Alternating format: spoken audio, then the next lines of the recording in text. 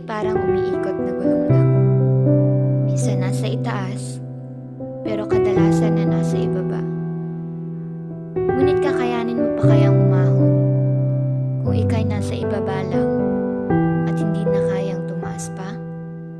Isipin mo, ako, ikaw, lahat tayo sa mundong ito. Pansin mo, hindi lahat masaya. Hindi lahat kayang tugunan ng pangangailangan nila. Hindi lahat kayang tustusan ng pag-aaral na nararapat sa mga anak nila.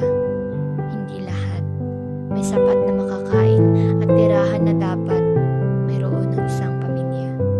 Dahil sa mahirap sila. Dahil sa hindi sila edukado at edukada.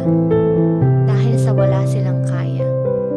Ito ang isa sa problema ng ating bansa na patuloy na lumalala dahil sa maling pamamahala ng nasa gobyernong may kaya at mapipera.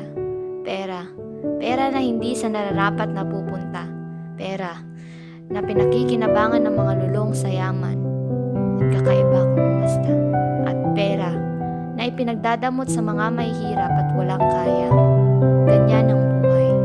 Kung hindi ka makakaahon sa kahirapan na patuloy na lumalala,